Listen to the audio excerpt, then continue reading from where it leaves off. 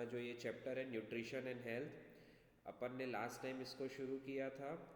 इसमें अपन ने vitamins, proteins, carbohydrate, lipids, ये सब के बारे में डिस्कस किए थे। बैलेंस डाइट क्या होती है, न्यूट्रिशन के थ्रू कैसे हम हेल्थ मेंटेन करते हैं, ये सारी चीज़ अपन ने देखी थी इसमें। अब इसके आगे की जो चीज़ है वो अपन डिस्कस करेंगे, जंक फूड्स। ये नाम हम सभी लोगों ने सुना है। जंक फूड्स क्या होते हैं हम बहुत प्रिफर भी करते हैं। जो मोस्टली जो यंगस्टर्स होते हैं वो बहुत अट्रैक्ट करते हैं इस टाइप के फूड्स उनको। सो जंक फूड्स क्या होते हैं? It is a term for food containing a high level of calories from sugar और fat with little protein and fat. ऐसे फूड्स जिनमें बहुत ज़्यादा कैलोरीज होती है। कैलोरीज से हमारा मोटापा बढ़ता है, हमारे शरीर में कैलोरीज ज़्यादा होगी और हम कैलोरी बर्न नहीं करेंगे तो वो हमारे शरीर में फैट के फॉर्म में डिपॉजिट होने लगते हैं। और इसमें शुगर और फैट बहुत ज़्यादा होने के साथ साथ प्रोटीन और विटामिन कम होते हैं। यानी जिस चीज़ की ज़रूरत हमको सबसे ज़्यादा आवश्यकता है और जिस चीज़ की कम मात्रा में आवश्यकता है वो दोनों विपरीत है, इसके दोनों रिवर्स है। तो ये जंक फूड्स हमारे शरीर के लिए उतना यूज़फुल नहीं होता। Junk foods has no nutritional value containing empty calories. यानी ये हमारे शरीर को कैलोरीज तो प्रोवाइड करता है बट जो कैलोरीज हमको ऊर्जा, शक्ति और हमारे वर्क परफॉर्मेंस में हेल्प करती है वो कैलोरीज इसमें नहीं होती। ये कैलोरीज हमारे शरीर में अननेसेसरली फैट को प्रोड्यूस करती है और फैट के कारण कई सारी बीमारियां हमारे शरीर में प्रोड्यूस हो जाती है। The term was coined by Michael Jacobson, director of the Center for Science in the Public Inter in 1972। ये जो जंक फूड्स का टर्म है इसको माइकल जैकobson करके जो पर्सन थे उन्होंने 1972 में दिया था अपने रिसर्च के थ्रू कि जंक फूड्स क्या होते हैं।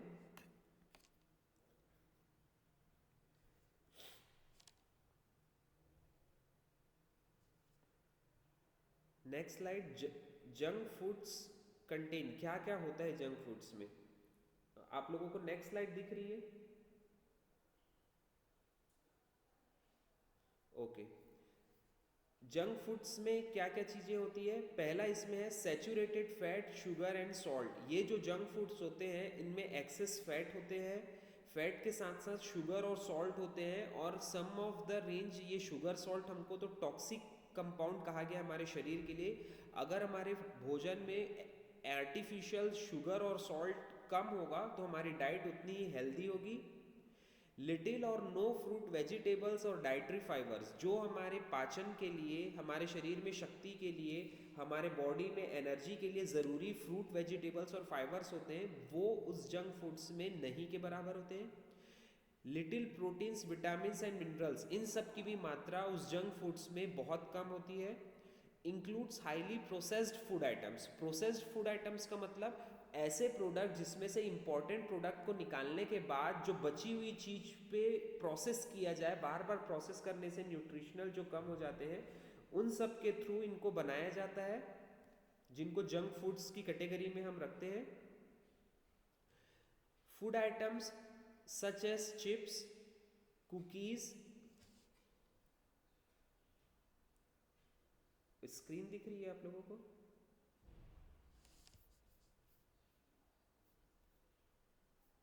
ठीक है, ये फ़ोन आने की वजह से स्क्रीन हट जाती है इसलिए मैं पूछ रहा हूँ। तो जो जंक फूड्स हैं हमारे, उसमें फूड आइटम्स में क्या क्या आते हैं? जो चिप्स हम खाते हैं, cookies.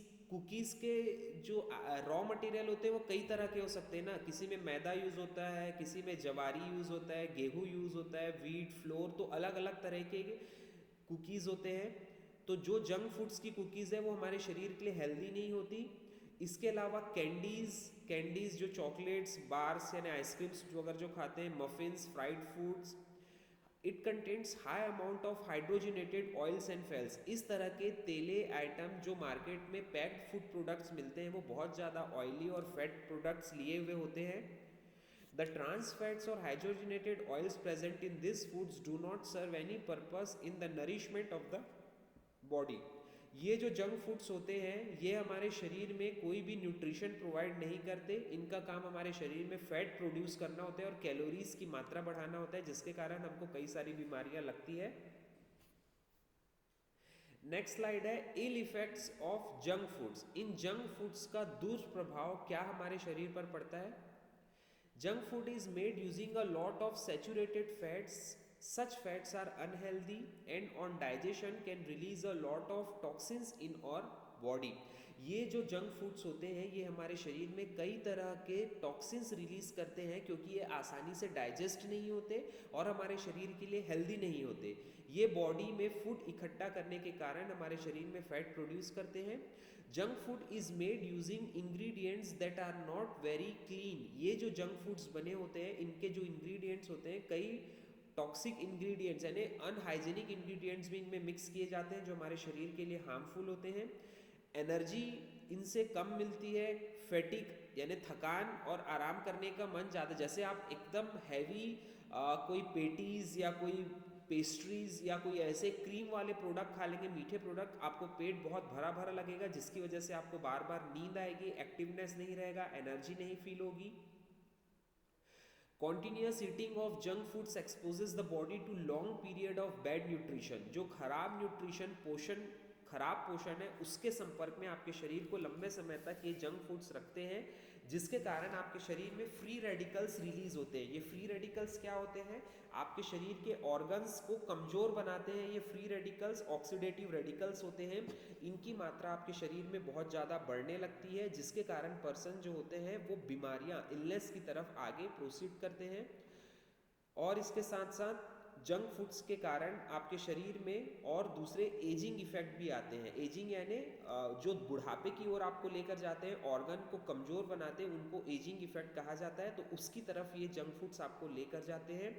Long term use of junk food can spoil your stomach, healthy liver and intestine. लंबे समय तक अगर जंक फूड्स आप खाएंगे जिसमें नूडल्स, पास्ता, पिज़्ज़ा और भी बाहर कई तरह के चाउमीन्स और मंचूरियंस, ये सारी जो वेस्टर्न इटालियन डिशेस होती हैं जो जंक फूड्स की कैटेगरी में जिनको रखा गया है, वो हमारे स्टमक को इल करती है, बीमार करती है, लीवर को कमज़ोर बनाती है और हमारी आंतड़ियाँ, इंटेस्टाइन जो पाचन के साथ साथ हमारे ब्लड में खाने को पहुँचाती है, उनके तरफ भी ये अपना बैड इफेक्ट छोड़ती है। जंक फूड के कारण हमको हृदय संबंधी डिसीज यानी हार्ट डिसीज हो सकती है, डायबिटीज़ जो शुगर लेवल हमारे ब्लड में बढ़ सकता है, वजन हमारे शरीर का बढ़ सकता है, विटामिन्स की कमी हो सकती है, ब्लड प्रेशर बहुत इंक्रीज हो सकता है, कोलेस्ट्रॉल की मात्रा बढ़ सकती है, हड्डियां जो है वो कमज़ोर पड़ सकती है जिसको ऑस्टियोपोरोसिस बोलते हैं, और हार्ट अटैक है मैंने हार्ट संबंधी बीमारियां भी हमको हो सकती है अगर इस तरह के हम जंक फूड बहुत ज़्यादा समय से और लंबे समय तक खाएंगे तो। नेक्स्ट इसमें है फोर्टिफिकेशन ऑफ फूड। अब ये फोर्टिफिकेशन ऑफ फूड क्या होता है? WHO ने फोर्टिफिकेशन को डिफाइन किया गया है वह प्रोसेस जिसमें nutrients are added to food. आपके खाने में न्यूट्रिएंट्स को ऐड करने की प्रक्रिया को फोर्टिफिकेशन कहा जाता है। To maintain the improve quality of diet of a group of community of a population. हमारे समाज में, हमारे देश में रह रहे लोगों के लिए जो खाना प्रोवाइड किया जा रहा है उसमें उचित मात्रा में carbohydrate, protein, vitamin, mineral, fat, protein ये समान मात्रा में, अच्छी मात्रा में है कि नहीं, उसमें इन चीज़ों को जब ऐड किया जाता है तो उसको फोर्टिफिकेशन ऑफ फूड कहा जाता है। ये इंपॉर्टेंट क्वेश्चन है, एग्जाम में आ सकता है। Food fortification is generally recognized as being the most efficient as well as cost-effective measures of eliminating micronutrient deficiencies and successfully tool to fight against this deficiency. ये जो फोर्टिफिकेशन की प्रक्रिया है इसके थ्रू आपके शरीर में उचित मात्रा में माइक्रोन्यूट्रिएंट्स को डाला जा सकता है और आपके शरीर में जो रिक्वायर्ड अमाउंट ऑफ जो डेफिशिएंसीज होती है जिस न्यूट्रिएंट की कमी से, उस डेफिशिएंसी को दूर करके आपके शरीर की रोग प्रतिरोधक क्षमता को बढ़ाया जा सकता है। Multi-nutrient fortification increases the cost effectiveness of fight various deficiencies of one product that is iron and vitamin C. ये जो आयरन और विटामिन सी के माइक्रोन्यूट्रिएंट्स या न्यूट्रिएंट प्रोडक्ट्स हैं, अगर इनको आपके खाने में मिला दिया जाए तो आपके शरीर की रोग प्रतिरोधक क्षमता को बढ़ाते हैं जिसकी वजह से आपको कम बीमारी घेरेगी और आपके खर्चा जो बीमारी पर होता है वो कम खर्च होगा। The right food to be fortified with the right amount and combination of nutrients. Bioavailable form of the nutrient should be selected for successful fortification. आपके खाने में उचित मात्रा के न्यूट्रिएंट्स को मिलाते समय उचित अमाउंट ऑफ न्यूट्रिएंट्स, उसकी मात्रा, उचित प्रकार का न्यूट्रिएंट मिक्स करने से आपका जो डाइट है, आपका भोजन है, बहुत ही हेल्दी होगा, जिसकी वजह से आपका शरीर जो है वो तंदुरुस्त होगा. It is the safest way to deliver necessary amount of nutrients to a major population in an effective manner, and it can reach secondary target risk group like elderly who have an unbalanced diet. इस fortification प्रक्रिया के through हमारे देश में रह रहे देशवासियों के लिए उचित मात्रा में और बहुत ही अच्छे रूप में माइक्रोन्यूट्रिएंट्स को उनके शरीर में दिया जा सकता है. इसके अलावा जो सेकेंडरी टारगेट, यानी हम इसके साथ साथ जो बूढ़े वर्ग के लोग हैं जिन पे हम टारगेट, सेकेंडरी पहला टारगेट हमारे बच्चे और जवानों पे है ताकि वही देश के युवा हैं, उनके साथ साथ जो बूढ़े वृद्ध लोग हैं वो भी हमारे सेकेंडरी टारगेट है. उनके शरीर में न्यूट्रिएंट्स की कमी होती है, तो ऐसा भोजन अगर हम उनको देंगे तो उनके शरीर में उचित मात्रा में न्यूट्रिशन और भोजन की न्यूट्रिशन होगा, जिसके कारण के शरीर में बीमारियां कम लगेगी. फोर्टिफिकेशन ऑफ फूड में ही आगे बताया गया है, the attempts have been made in India to fortify water and food to prevent micronutrients deficiency. हमारे देश में भोजन और पानी, जल दोनों में ही फोर्टिफिकेशन की प्रक्रिया की गई है ताकि हमको उचित मात्रा में न्यूट्रिशन मिल सके. जैसे पानी में फ्लोरिडिफिकेशन ऑफ वाटर किया जाता है जिसके कारण डेंटल केरीज हो सकती है. Iodination of salt to control the iodine deficiency disorder. अपने शरीर में आयोडीन की डेफिशिएंसी से जो डिसऑर्डर होते हैं, घेंघा रोग जो होता है, उसमें सॉल्ट में आयोडीन को मिलाकर, अपने एडवर्टीजमेंट भी देखी होगी टीवी में, आपके नमक में आयोडीन होना चाहिए. ये कई बार आता है क्योंकि हमारे शरीर में अगर आयोडीन की कमी है तो घेंघा रोग हो सकता है, तो हमारे खाने के प्रोडक्ट में ही आयोडीन को मिला दिया जाता है. वैसे ही हमारे पानी में फ्लोराइड्स कंपाउंड मिलाए जाते हैं जो आपके दांतों में केरीज होने को रोकते हैं, बीमारी होने से रोकते हैं. वनस्पति घी, हाइड्रोजिनेटेड फैट में फोर्टिफिकेशन के थ्रू उसमें इंपॉर्टेंट कंपाउंड मिक्स किया जाता है. मिल्क में विटामिन ए और डी भी ऐड कर सकते हैं ताकि आपको उचित मात्रा में न्यूट्रिशन मिल सके बॉडी के अंदर. अब है फोर्टिफिकेशन ऑफ फूड के एडवांटेज और डिसएडवांटेज. क्या लाभ है इसके? Providing certain nutrients simultaneously in the same food improves the utilization of certain. अगर आपके खाने में माइक्रो न्यूट्रिएंट्स को ऐड कर दिया जाएगा तो आपका भोजन उतना ही आपके लिए हेल्दी और वर्थफुल हो जाएगा. विटामिन मिनरल्स जैसे कि vitamin C absorption of iron को बढ़ाते हैं, यानी आपके आयरन हमारे शरीर में बहुत कम मात्रा में अब्जॉर्ब होता है जो पालक वगैरह से मिलता है. इसके अलावा non vegetarian food, shark liver oil और ये सब से जो हमको आयरन मिलते हैं वो शरीर में बहुत इंपॉर्टेंट है. तो उनके अब्जॉर्प्शन को बढ़ाने के लिए अगर आप ऐसे विटामिन मिनरल्स लेंगे तो ये आयरन के अब्जॉर्प्शन को बढ़ाते हैं और शरीर में उसकी मात्रा कम नहीं होने देते. Providing nutrients through the regular food supply and distribution system reduces the cost. अगर फूड सप्लाई चेन के थ्रू आपको प्रॉपर अमाउंट में न्यूट्रिएंट्स प्रोवाइड किया जाएगा तो खर्चा भी कम लगेगा और आपका स्वास्थ्य भी अच्छा रहेगा. डिसएडवांटेज क्या है इसके?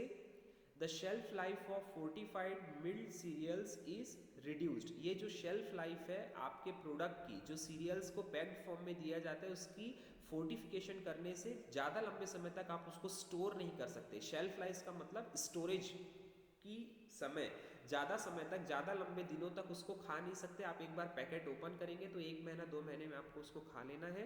Regular quality control is essential. हर समय आपके फोर्टिफिकेशन करने के बाद आपके प्रोडक्ट की क्वालिटी को चेक करना ज़रूरी है कि उसमें किसी भी प्रकार का हार्म प्रेजेंट ना हो.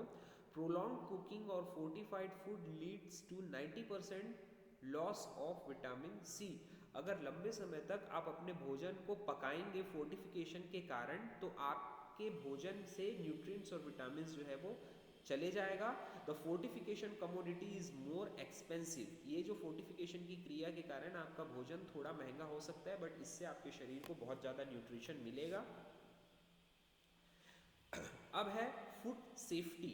खाने के लिए क्या क्या सेफ्टी चीज़ों को मेज़र करने चाहिए हमको, गवर्नमेंट किन किन चीज़ों पर ध्यान देती है. Unsafe food containing harmful bacteria. अगर आपका भोजन सेफ नहीं होगा, हाइजीनिक नहीं होगा, तो उसमें बैक्टीरिया, वायरस, पैरासाइट की ग्रोथ हो सकती है, जिसके कारण 200 तरह की अलग अलग बीमारियां होती है जो डायरिया से लेके कैंसर तक फैली हुई है। अगर आपका भोजन स्वस्थ, आपका भोजन जो है वो हेल्दी भोजन मीन्स हाइजीनिक अगर नहीं होगा तो, ठीक है। Children under 5 years of age carry 40% of foodborne diseases burden with 1,25,000 deaths every year. हमारे देश में 1,25,000 मौतें 5 साल से कम बच्चों को इसी वजह से हो जाती है क्योंकि उनका खाना उतना हेल्दी नहीं होता, जिसके कारण कई भोजन से रिलेटेड बीमारियां उनको लग जाती है। ये जो फूड टेक्नोलॉजी की प्रोसेस है ये अप्रोप्रिएटली प्रोटेक्टेड कंडीशन में बनानी जानी चाहिए ताकि ह्यूमंस और एनिमल दोनों के स्वास्थ्य पर बुरा असर ना पड़े इसका। डायरिया की जो डिसीज़ है वो बहुत कॉमन है, इसके कंटामिनेटेड फूड, दूषित खाने की वजह से होती है, जिसकी वजह से 550 मिलियन पीपल जो है, कई बार 2,30,000 तक का भी आंकड़ा इसका गया है इस वजह से डेथ का, अनकुक्ड फूड और अनहेल्दी डाइट लेने की वजह से। Food safety, nutrition and security are inextricably linked. आपके भोजन का स्वादिष्ट होना, पका हुआ होना, हेल्दी होना और पूरी सिक्योरिटी के साथ बनाए जाना होना, सिक्योरिटी मतलब कोई भी दूषित प्रोडक्ट उसमें ना हो, ऐसी चीज़ आपको हमेशा स्वस्थ रखती है। अनसेफ फूड जो होगा आपको माल न्यूट्रिशन की ओर धकेलेगा, यानी कुपोषण की ओर धकेलेगा। इसके साथ साथ बच्चे, यंग और जो बूढ़े लोग हैं उनको और ज़्यादा बीमार करेगा अगर अपना भोजन जो है वो सेफ नहीं होगा तो। What is the importance of food safety? आपके खाने के फूड सेफ्टी के क्या महत्वपूर्ण बिंदु है? To meet the customer expectation, जो खाना खरीदते हैं उनकी फूड सेफ्टी के अगर हम ध्यान रखेंगे तो उनके एक्सपेक्टेशंस को हम फुलफिल करेंगे। प्रोटेक्ट पीपल फ्रॉम गेटिंग सिक, लोगों को बीमारी से हम बचाएंगे। Continue improvement in food processing, इसके साथ साथ हमारी फूड प्रोसेसिंग की प्रक्रिया और ज़्यादा बढ़ती जाएगी अगर हमारा फूड सेफ्टी मेजर्स अच्छा है तो। फूड सेफ्टी हैजार्ड, यानी फूड सेफ्टी को जो चीज़ दूषित करती है उसको रोकने के लिए हम पूरे मेजर्स और पूरा अपना जोर लगाएंगे। To protect from food borne illness, भोजन के कारण जो बीमारी उत्पन्न होती है उसको हम रोकेंगे। फूड के हैजार्ड यानी physical, chemical, biological. Physical, chemical, biological यानी आपके शरीर को अगर कोई खराब करे, अंदर जाने के बाद आपके बायोकेमिकल प्रोसेस की प्रक्रिया को अगर कोई खराब करे और आपके बायोलॉजिकल सिस्टम को खराब करे तो उसको फूड हैजार्ड कहा जाता है। ऐसे toxic substances, micro organisms, pathogens को जन्म होने नहीं देना है अपने खाने में। अब है एडल्टरेशन ऑफ फूड, फूड को कैसे दूषित किया जाता है, क्या क्या चीज़ें खाने में मिलाई जाती है जिसकी वजह से एडल्टरेशन, मिलावट होती है। It is defined as a practice of adulterating food contamination by adding few substances collectively known as adulterants. अगर आपके जैसे अपन दाल खरीदने जाते हैं मार्केट में, पीली दाल के साथ पीले कंकड़ मिला दिए जाते हैं, काली दाल के साथ काले कंकड़, या आपकी सब्जियों में बहुत ज़्यादा पानी में डुबो कर रखा जाता है ताकि उसका वजन बढ़ जाए, तो एक इस प्रकार के आपके शुद्ध घी में डालडा मिला दिया जाएगा तो ये एडल्टरेशन कहा जाता है, इसको मिलावट कहा जाता है, जिसके कारण आपके स्वास्थ्य पर बुरा असर पड़ता है। These are the substances of poor quality product of food items for economic and technical benefits। अपने लाभ के लिए जो व्यापारी वर्ग होते हैं वो इन सब चीज़ों को मिला देते हैं आपके खाने में, जो कि दूषित करते हैं हमारे खाने को। एडल्टरेशन के कारण न्यूट्रिएंट्स की कमी हो जाती है, फूड में कंटामिनेशन बढ़ जाता है जिसके कारण हमारा स्वास्थ्य बिगड़ता है। ये जो फूड प्रोडक्ट्स हम डेली कंज्यूम करते हैं जैसे कि डेयरी प्रोडक्ट्स यानी दूध में पानी मिला देना, पनीर में कोई और भी सफ़ेद चीज़ मिला देना, सीरियल्स, दालों में कंकड़ मिला देना, ग्रेन्स, अनाज, meat, vegetables, fruits, oils, beverages, इन सब चीज़ों में कई तरह के मिलावट होते हैं जो हमारे शरीर को अफेक्ट करते हैं। अब ये कॉमन आपको लिस्ट दी हुई है कि कैसे एडल्टरेशन से कौन कौन से हार्मफुल इफेक्ट मिलते हैं। जैसे मैं दूध और दही की बात करूं, इसमें वाटर और स्टार्च पाउडर मिला देने से आपका पाचन जो है वो डिस्टर्ब हो जाएगा। घी, मक्खन, बटर में अगर हम पोटैटो वनस्पति घी पाउडर अगर अपन मिला दें तो जीआईटी डिस्टर्बेंस, आपको पेट रोग की संबंधी रोग शुरू हो जाएगा। ग्रेन्स, दानों में अगर हम पेबल्स, स्टोन्स, स्ट्रॉ, कंकड़, यही सब सीड वीड ये सब मिला दें तो हमारा लीवर खराब हो सकता है, हमारे शरीर में टॉक्सिसिटी जन्म ले सकती है। दालों में अगर केमिकल लेड क्रोमेट कंपाउंड मिला देंगे तो हमारा पाचन बिगड़ जाएगा। कॉफ़ी या टी में अगर हम दूसरे टर्मिन्ट्स के सीड्स, टर्मिन यानी आंवला वगैरह के सीड, इमली के सीड पाउडर, ये सब हम मिला देंगे कलरिंग एजेंट, तो हमारा लीवर ख़राब हो सकता है, डायरिया हो सकती है। टोमेटो सॉस में अगर हम कद्दू का प्रोडक्ट या कलर फ्लेवर मिला दें तो हमको इन्फ्लामेशन यानी जलन हो सकती है हमारे ऑर्गन्स में। शुगर, शक्कर और गुड़ में अगर हम chalk powder, washing soda, urea ये सब मिला दें तो हमारा पाचन बिगड़ सकता है, हमको उल्टी आ सकती है। पेपर यानी काली मिर्च होती है, अगर उसमें पपाया के सीड्स, ब्लैकबेरीज के सीड्स वगैरह हम मिला दें तो हमारा पाचन डिस्टर्ब हो सकता है, हमारे को स्किन प्रॉब्लम हो सकती है। मस्टर्ड के सीड्स में, सरसों के सीड में अगर एग्रीमोन के सीड्स हम मिला दें तो हमारा एब्डोमिनल कॉन्स्ट्रक्शन हो जाएगा, हमारे को पेट विकार संबंधी स्लगिशनेस, बहुत पीलापन सा फील होने लगेगा और हमारा एक्सक्रीशन जो है वो बढ़ जाएगा। तो ये टेबल हमको बताता है कि किस तरह के मिलावट के कारण हमारा शरीर खराब हो सकता है। Effects of artificial ripening. Artificial ripening का मतलब फलों को जब पकाया जाता है ज़बरदस्ती, केले को पकाना, आम को पकाना और भी किसी चीज़ को इथिलीन वगैरह के साथ, पोटाश वगैरह के साथ रख के पकाया जाता है, वो भी पके हुए फल हमारे शरीर को बहुत ज़्यादा नुकसान पहुँचाते हैं। Fruits are good source of vitamin minerals and important are preventing vitamin A C deficiency. Fruits should be healthy diet and reduce risk of chronic disease. अगर हम फल खाएंगे, सब्जियां अच्छी खाएंगे तो हमारा शरीर स्वस्थ तंदुरुस्त रहता है, लेकिन अगर इन फलों को आर्टिफिशियल तरीके से पकाया जाएगा, जैसे इथिलीन के साथ, एसिटाइलिन के पाउडर के साथ रख के, जिसके कारण इनका कलर चेंज हो जाता है, तो ये हमारे शरीर को बहुत ज़्यादा इल इफेक्ट पहुंचाते हैं। इनका अपीयरेंस जो होगा वो बहुत ज़्यादा अट्रैक्टिव होगा, स्मेल और टेस्ट जो होगी वो बहुत ख़राब होगी, जिसके कारण आपको शरीर में इसका गलत प्रभाव पड़ता है। जनरली ये फ्रूट्स के साथ किया जाता है उनको उनके मेच्योरिटी से पहले पकाने के लिए और बहुत ज़्यादा लाभ कमाने के लिए इन फलों को पकाया जाता है इथिलीन के साथ रख के।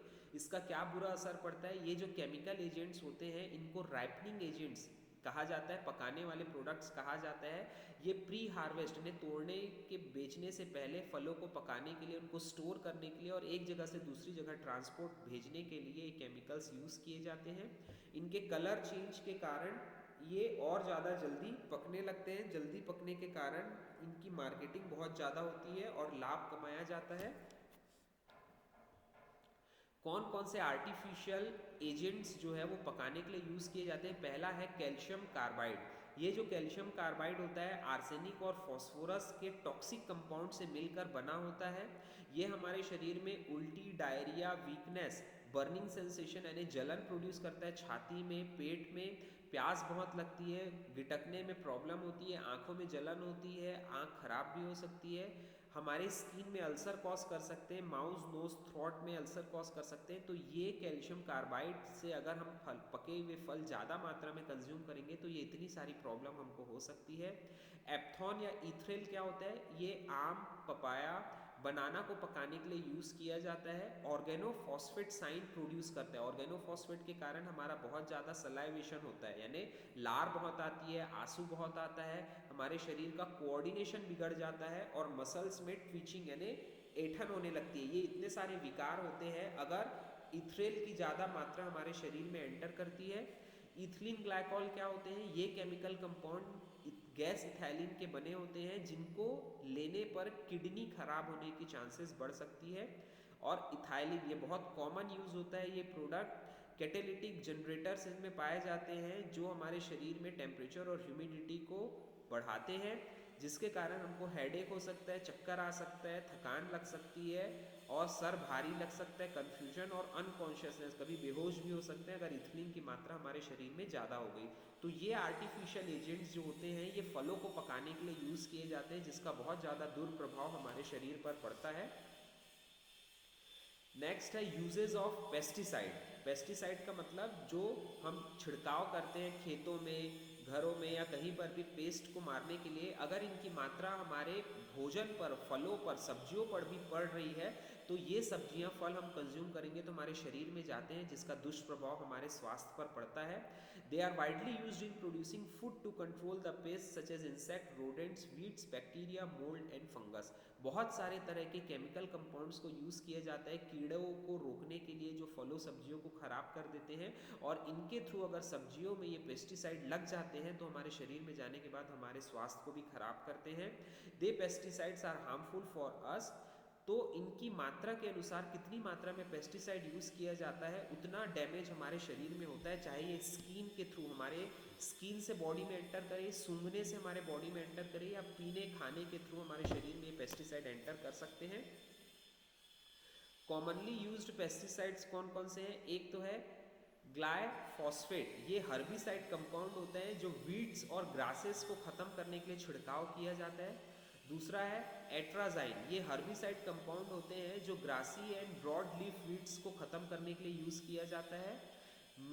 मिटोलाक्लोर एस, ये भी हर्बिसाइड यानी खेतों में छिड़काव करने वाले प्रोडक्ट है जो ग्रास को ख़त्म करने के लिए छिड़काव किया जाता है। निंदा नाशक इसको हिंदी में बोलते हैं, यानी अननेसेसरली ग्रास को ख़त्म करने के लिए इनका छिड़काव किया जाता है। डाइक्लोरोप्रोपीन, ये जो कंपाउंड्स होते हैं ये मिट्टी में प्लांटिंग राउंड वॉर्म्स यानी जो केंचुए होते हैं उनको ख़त्म करने के लिए यूज़ किया जाता है। 2,4-D कंपाउंड जो होते हैं ये ब्रॉड लीफ वीड्स को यानी अधिकतर जो अननेसेसरली पौधों को ख़त्म करने के लिए इनका छिड़काव किया जाता है, तो ये रूट्स तक पहुंच जाते हैं प्लांट के मिट्टी के अंदर और वहीं से प्लांट में एब्जॉर्ब होकर उनके थ्रू हमारे शरीर में पहुंच सकते हैं, जिसका बहुत बुरा असर हमारे शरीर पर पड़ता है। Reducing exposure to pesticide and other chemicals in food, हमारे भोजन में हम कैसे पेस्टिसाइड को रोक सकते हैं? पहला है बाय ऑर्गेनिक प्रोसीजर, यानी ऑर्गेनिक का मतलब ऐसा प्रोसीजर जिसमें कहीं भी पेस्टिसाइड का छिड़काव नहीं हुआ है सब्जी में और फलों में, ऐसे फलों और अनाज का सेवन करना चाहिए। Thoroughly wash fruit and vegetables, अपनी सब्जियों को फलों को बहुत अच्छे से धोना चाहिए खाने से पहले। अपनी सब्जियां अगर हो सके तो खुद हम उगा सकें तो वो ज़्यादा बेहतर भी होगा। वेजिटेबल्स के छिलके उतार कर आउटर लेयर को रिमूव करके हमको उसको कंज्यूम करना चाहिए, क्योंकि बाहरी छिलके पर बहुत ज़्यादा पेस्टिसाइड हो सकते हैं। Trim visible fat from meets, अपने खाने में से जो विजिबल फैट दिख रहा है उसको रिमूव करके खाना चाहिए। मीट को, चिकन को कुक करके खाना चाहिए, बिना पका ये कंज्यूम नहीं करना चाहिए non vegetarian food. Consume variety of food जैसे मीट प्रोडक्ट्स में टोफू, नट्स, एग, इन सब को यूज़ करने के लिए intake of antibiotic resistant bacteria और हार्मोन्स पेस्टिसाइड जिसमें कम डले हों, ऐसे फूड को कंज्यूम करेंगे तो हमारे शरीर के लिए स्वास्थ्य वर्धक होंगे और पेस्टिसाइड के इफेक्ट को कम कर सकते हैं। इसके बाद है जेनेटिकली मॉडिफाइड फूड्स, आपके भोजन को जेनेटिकली मॉडिफाई करके तैयार किया जाता है, उस भोजन को जेनेटिकली मॉडिफाइड फूड कहते हैं। इसमें जो ऑर्गेनिज्म होते हैं उनकी जीन संरचना को चेंज करके उसको और ज़्यादा अच्छा बनाने के लिए जेनेटिक, जैसे आप लोग मार्केट में वो देखे होंगे हरे कलर का जो फल आता है अपना अमरूद आता है, इतने बड़े अमरूद आते हैं, वो जेनेटिकली मॉडिफाइड होते हैं यानी ग्राफ्ट करके उसको बनाया जाता है, तो उसके अंदर बीज कम हो जाता है, सीड नहीं होते, खाने में मीठा भी होता है, बड़ा होता है, फ्लशी होता है, हल्का होता है, तो ये जेनेटिकली मॉडिफाइड फूड की कैटेगरीज में आते हैं जिसमें ये प्रोडक्ट्स को चेंज करके बनाया जाता है। कुछ खराब हो रहे जनरेशन को रोकने के लिए जीन में चेंज करके कुछ जेनेटिकली मॉडिफाइड फूड्स बनाए जाते हैं। ये रिकॉम्बिनेंट डीएनए टेक्नोलॉजी और बायोटेक्नोलॉजी की फील्ड में ये सारी चीज़ें आती है, जिसमें एक ऑर्गेनिजम्स को निकालकर दूसरे में ट्रांसफ़र कर दिया जाता है और उसको और ज़्यादा बेहतर बनाया जाता है। इसकी प्रक्रिया में क्या होता है जेनेटिकली मॉडिफाइड फूड में, पहले तो आप दूसरे प्रोडक्ट से, ऑर्गेनिज्म से आप जीन्स को आइसोलेट करेंगे, उसके बाद उस जीन को दूसरे प्रोडक्ट ऑर्गेनिज्म में इंसर्ट करेंगे, देन ट्रांसफॉर्मेशन की क्रिया होगी, उसमें डीएनए प्रोड्यूस होगा, प्रोटीन सिंथेसिस होगा और रीजनरेशन के कारण एक नया प्लांट को आप कल्चर करेंगे और उस तरीके से जो प्रोड्यूस होगा नया प्लांट, उसको आप सेफ्टी असेसमेंट के लिए चेक करेंगे कि जो नया प्लांट या पौधा बना है उसकी सारी प्रोफाइल टॉक्सिसिटी तो नहीं है और वो अच्छा है कि नहीं। इस प्रक्रिया को जेनेटिकली मॉडिफाइड फूड प्रोडक्ट्स हम कहते हैं। ये डायग्राम में आपको दिखा रहा है कि पहले बैक्टीरिया से आप डीएनए को एक्सट्रैक्ट करेंगे, आइसोलेट करेंगे, उसके बाद उसमें नया डीएनए आप ऐड कर देंगे। अब फिर ट्रांसफॉर्मेशन, हम लोगों ने ट्वेल्थ में पढ़ा है, transformation in transcription and translation. इसमें डीएनए आरएनए का सिंथेसिस होता है, प्रोटीन सिंथेसिस होता है, जिसके कारण नया पौधा या नया टिश्यू बनता है। अब ये कल्चर करके नया प्लांट बनाएंगे और उसी प्लांट से फिर और ब्रीड करके एक नई जनरेशन को बना सकते हैं। इसको हम जेनेटिकली मॉडिफाइड टेक्नोलॉजी कहते हैं, जो बायोटेक्नोलॉजी की फील्ड है। क्या एडवांटेज होते हैं इसके? पेस्ट रेजिस्टेंस के लिए पौधों को, नस्ल को अच्छा तैयार कर सकते हैं कि कीड़ों से प्रतिरोधक क्षमता हमारे पौधों की बढ़ सकती है। हर्बिसाइड टॉलरेंस, हर्बिसाइड यानी जो हर्बिसाइड छिड़काव करते हैं उससे जो हर्ब्स खराब होते हैं उनको रोकने के लिए भी ये जेनेटिकली मॉडिफाइड ऑर्गेनिज्म हम यूज कर सकते हैं। डिसीज रेजिस्टेंस, डिसीज यानी बीमारी को रोकने के लिए हम डिसीज रेजिस्टेंस के लिए बहुत सारे microorganisms, virus, fungi, bacteria, इन सबको यूज़ कर सकते हैं, जो जेनेटिकली इंजीनियर प्लांट के थ्रू हमारे शरीर में टॉक्सिसिटी को कम करते हैं। कोल्ड रेजिस्टेंस का मतलब लंबे समय तक हम अपने क्रॉप को स्टोर करके रख सकते हैं, जैसे पोटैटो और टोबैको, ये जेनेटिकली मॉडिफाइड टेक्नोलॉजी होती है। इसके साथ साथ और क्या एडवांटेज है? वायरस रेजिस्टेंस, वायरस को लगने से रोक सकते हैं। वायरस यानी सिर्फ कोरोना वायरस नहीं, प्लांट में भी कई तरह के वायरस लगते हैं, तो उनको भी प्रोटेक्ट करने के लिए जेनेटिकली मॉडिफाइड ये प्रोडक्ट हम यूज कर सकते हैं। ड्रफ टॉलरेंस एंड सैलिनिटी टॉलरेंस, यानी सूखे से बचाव के लिए और अधिक नमकीन सैलिनिटी प्रोडक्ट से बचाव के लिए हम अपने प्लांट को भी जेनेटिकली मॉडिफाइड प्रोड्यूस कर सकते हैं, जिनको कम पानी की आवश्यकता होगी। न्यूट्रिशन देने के लिए जेनेटिकली मॉडिफाइड तरीके की डाइट उनको दे सकते हैं। और फार्मास्यूटिकल में भी वैक्सीन्स के थ्रू हम पोटैटोज और बनानास को प्रोटेक्ट कर सकते हैं। तो इसका ये लाभ होता है हमारे प्रोडक्ट को लंबे समय तक स्टोर करने के लिए, बचा के रखने के लिए, ताकि उसका ज़्यादा से ज़्यादा उपयोग हो सके। लेकिन जेनेटिकली मॉडिफाइड फूड का हमारे शरीर पर क्या इम्पैक्ट पड़ता है?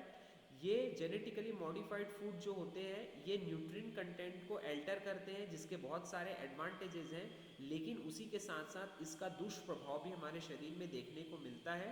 अगर अनसेफ तरीके से इसको बनाया जाए तो हमारे ऑर्गन को डैमेज कर सकते हैं, एलर्जिक रिएक्शन कॉज कर सकते हैं और कई तरह के पाचन विकार इसमें उत्पन्न हो सकते हैं। ये हमारे लीवर को कमज़ोर कर सकते हैं, इसके साथ साथ इम्यून सिस्टम को भी एक्टिवेट कर सकते हैं, जिससे कई तरह की बीमारी हमको हो सकती है। तो जेनेटिकली मॉडिफाइड फूड तो बहुत अच्छा है प्रोडक्ट को बढ़ाने के लिए, ग्रो करने के लिए, स्टोर करने के लिए, नई नस्ल लाने के लिए, लेकिन इसका शरीर पे थोड़ा दुष्प्रभाव पड़ता है। अब इसमें है डाइटरी सप्लीमेंट्स में nutraceuticals, food supplements, indications of benefit, drug food interactions, ये सारी चीज़ें है इसमें। तो पहला डाइटरी सप्लीमेंट्स क्या होता है, ये इसमें और भी चीज़ें हैं, अपन एक बार और रिवाइज कर लेंगे इसको, बट थोड़ा सा इसको कंटिन्यू कर लेते हैं। डाइटरी सप्लीमेंट्स क्या होते हैं? ये हेल्थ एजुकेशन एक्ट के अकॉर्डिंग 1994 में विटामिन ए डाइटरी सप्लीमेंट को फूड प्रोडक्ट के फॉर्म में ऐड किया गया था, जो हमारे डाइटरी फूड में, खाने में ये विटामिन डेफिशिएंसी ए, ये कंपाउंड हमारे प्रोडक्ट में दिखते हैं, उनको इन्हें डिफाइन किया था। These are the substances used to add nutrients to your diet to reduce the risk of malnutrition, osteoporosis and arthritis. ऐसे प्रोडक्ट्स जिसको खाने में ऐड करना ज़रूरी होता है, जो कि आपको बीमारियों, कमजोरियों से दूर रखते हैं, इनको हम डाइटरी सप्लीमेंट्स कहते हैं।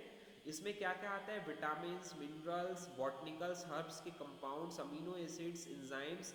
डाइटरी सप्लीमेंट्स में किन किन चीज़ों के थ्रू ऐड कर सकते हैं? Tablet, capsule, soft gel, gel caps, drink, energy bars, इन सब तरीकों से डाइटरी सप्लीमेंट्स को आपके शरीर तक पहुंचाया जा सकता है। देन है न्यूट्रास्यूटिकल्स, दो शब्दों से मिलकर बना है न्यूट्रिशन, सूटिकल्स यानी फार्मेसी। न्यूट्रिएंट्स को देने वाली ड्रग, दवाइयाँ को हम न्यूट्रास्यूटिकल्स बोलते हैं।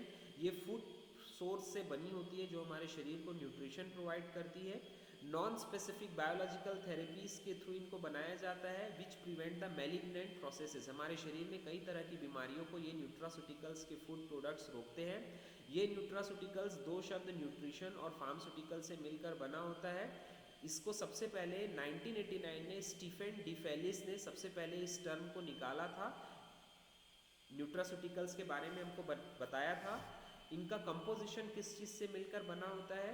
ये स्टेब्लिश न्यूट्रिशन फंक्शंस यानी विटामिन्स, मिनरल्स, अमीनो एसिड्स के मिलकर बने होते हैं, फैटी एसिड्स के। हर्बल और फाइटोकेमिकल्स में ये हर्ब्स और बॉटनिकल प्रोडक्ट्स के मिलकर बने होते हैं। डाइटरी सप्लीमेंट्स में प्रोबायोटिक्स, प्रोबायोटिक्स में जो दही या दूध से बने जो प्रोडक्ट्स होते हैं उनको प्रोबायोटिक्स कहा जाता है। प्रीबायोटिक्स जो हमारे डाइजेशन, इंटेस्टाइन में बहुत ज़्यादा माइक्रो ऑर्गेनिजम्स प्रोड्यूस जो यूजफुल बैक्टीरिया है उनको बचा कर रखते हैं। एंटीऑक्सीडेंट्स, एंजाइम्स, इन सबको डाइटरी सप्लीमेंट्स कहा जाता है, जो हमारे शरीर में पाचन, न्यूट्रिशन, इन सबको बना के रखने के लिए, शरीर को ऊर्जा देने के लिए आपके भोजन में ऐड किया जाता है। डाइटरी सप्लीमेंट्स के साथ अब फूड सप्लीमेंट्स क्या है? ये जो फूड सप्लीमेंट्स होते हैं इनको ही डाइटरी सप्लीमेंट्स कहा जाता है, जो भोजन में सफिशिएंट मेंटेन न्यूट्रिशन को मेंटेन करते हैं, जिसमें विटामिन्स, मिनरल्स, अमीनो एसिड्स, यानी ये डाइटरी सप्लीमेंट्स के जैसे ही होते हैं फूड सप्लीमेंट। डाइटरी का मतलब खाने के ही प्रोडक्ट होते हैं, उनको फूड सप्लीमेंट्स भी हम कहते हैं, वही सारी सेम चीज़ है इसमें। तो फूड सप्लीमेंट्स क्या करता है? ओवरऑल आपके हेल्थ को इम्प्रूव करता है, आपके शरीर में कैल्शियम और विटामिन डी की मात्रा को बनाकर रखता है ताकि हड्डियाँ मजबूत हों। फॉलिक एसिड को मेंटेन करके रखता है ताकि जन्म के बाद बच्चों में कोई विकार ना रहे। ओमेगा 3 फैटी एसिड को मेंटेन करके रखता है, जिससे आपके हार्ट की बीमारियां कम होती है। विटामिन सी, ई, जिंक, कॉपर, ल्यूटिन, जिएटिन, इन सब कंपाउंड्स को मेंटेन करके रखता है ताकि आपकी आंखों की रोशनी कमज़ोर ना हो, आपको वृद्धावस्था में होने वाली जो एज रिलेटेड डिसीज़ है, मैकुलर डिसऑर्डर यानी आंखों की जो परेशानियां हैं वो उत्पन्न ना हो। नाउ ड्रग फूड इंटरेक्शन, आपके खाने के साथ और दवाइयों का क्या इंटरेक्शन होता है, क्या उसमें प्रॉब्लम हो सकती है, उसको ड्रग फूड इंटरेक्शन कहा जाता है। अगर दवाइयों को आप रूटीन अमाउंट में लेते हैं और अनवांटेड इफेक्ट से अगर उसके बचना है तो आपको सही एज के अकॉर्डिंग, आपको सही वजन, आपके स्वास्थ्य के अकॉर्डिंग, मेडिकल कंडीशन के अकॉर्डिंग ये दवाइयाँ लेनी है, जिसके कारण भोजन और ड्रग का इंटरेक्शन नहीं होता। सपोज आपने खाना खाया और खाने के बाद आपने अपनी दवाई ली तो वो दवाई अब्जॉर्ब होने की बजाय आपके स्टूल्स में एक्सक्रीट होकर बाहर होगी, तो उसका इफेक्ट आपको नहीं मिलेगा। इसको फूड ड्रग इंटरेक्शन कहते हैं। अगर आप दूध के साथ टेट्रासाइक्लिन्स की एंटीबायोटिक की ड्रग लेंगे तो बच्चों का दांत जो है वो काला हो जाता है, इसको फूड ड्रग इंटरेक्शन कहा जाता है। आपके शरीर में अगर ये जो दवाइयाँ हैं बहुत ज़्यादा और बहुत स्लो अगर वर्क करेगी तो आप